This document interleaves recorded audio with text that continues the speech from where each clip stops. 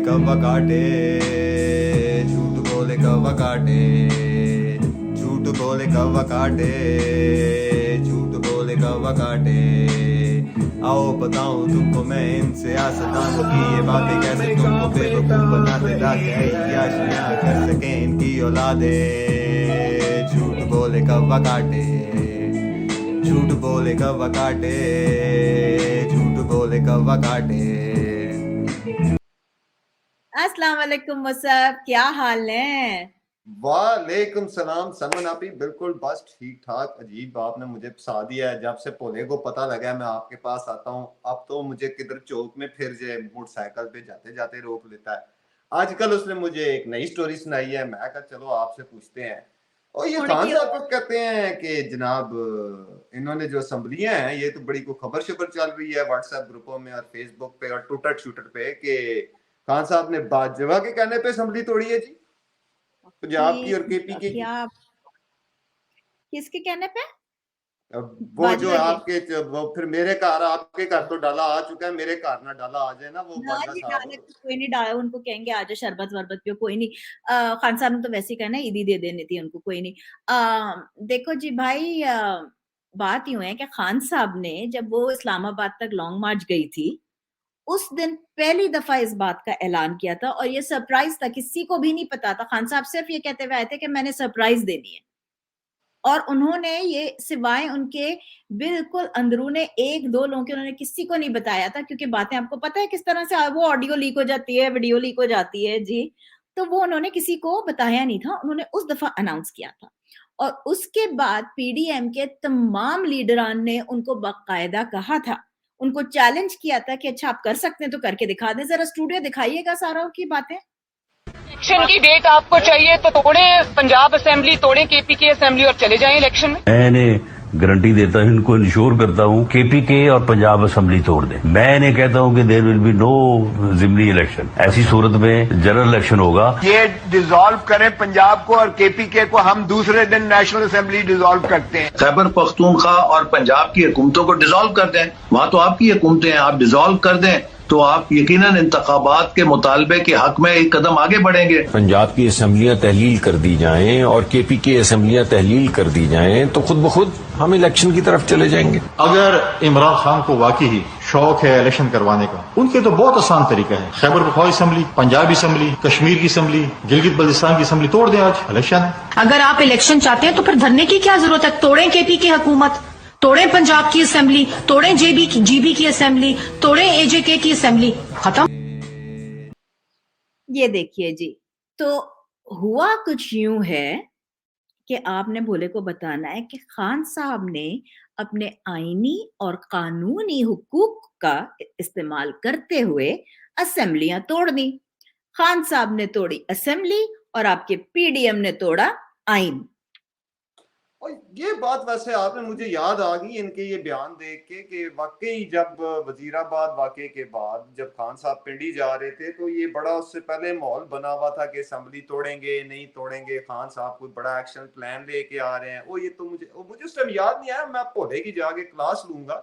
अरे मुझे दूसरी एक बात बताएं।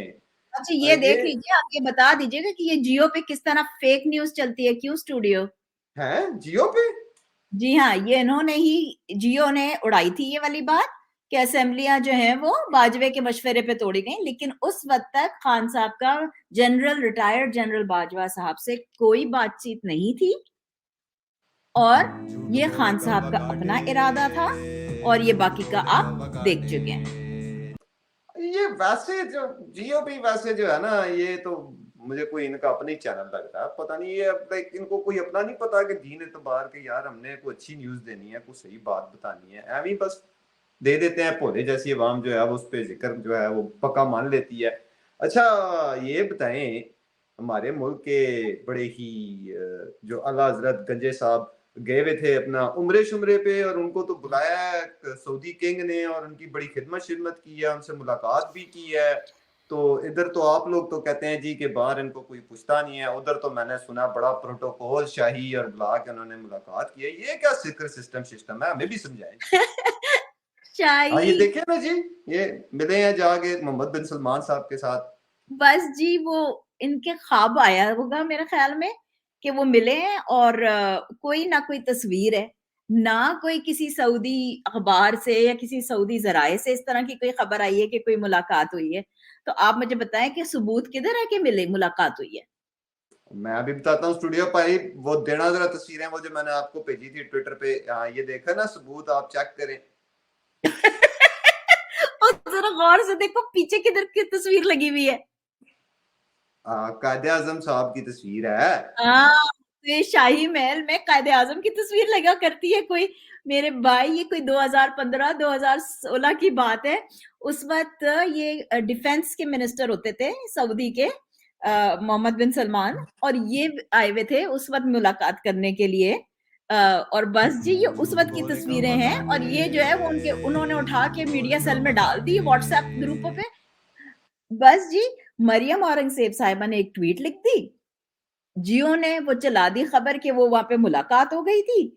बाकी जो है न, एक तस्वीर वो उनके जो मीडिया सेल चलता है उसमें एक व्हाट्सएप ग्रुपों में तस्वीर आ गई। किसी ने ये तक नहीं सोचा कि वो तस्वीर जो है उसमें कायदे आजम पीछे है, तो महल में, शाही महल में कायदे आजम की तस्वीर होगी या उनके बादशाह की तस्वीर होगी। और ये सऊदी न्यूज की जो मेरे पास कम से कम जो स्क्रीनशॉट्स आए हैं उसमें तो सीधा सीधा ये लिखा हुआ है कि सऊदी अथॉरिटीज ने नवाज शरीफ साहब के साथ मिलने से इनकार कर दिया। ओए ये फिर कहंदे ने बूटा इन्हां नूं गालां कढदा है। ओए तुसी कोई दुनिया दा कोई, हुण मैनू पहले तो इत्थे बेइज्जत कराया, उस तो अलावा दुनिया में जिथे दुनिया ने ये देखा होगा उधर हम अलग बेइज्जत हुए होंगे, वो जब उधर सऊदियों ने देखा होगा उधर भी हम अलग बेइज्जत हुए होंगे।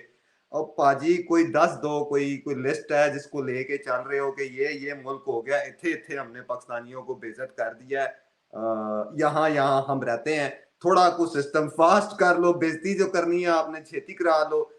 अब मैं इन्हों की कमा, मेरा तो दिल करता है मैं भोले से मिलूं ही ना। सही बात तो मेरी तो पूछे नहीं, ना। आप उन्हें मिले और आप उनको बताती रहा करें कि किस तरह से वो जाते हैं तुर्की, तो वो तुर्की वाले कहते थे ना आयो भैया, वो कहते चीन आने कहते हैं, चीन वाले कहते हैं ना आओ भैया, वो वापस लंदन आते हैं तो 4.5 फूल गुलाब के फूल की पत्तियां उनके ऊपर पड़ जाती हैं।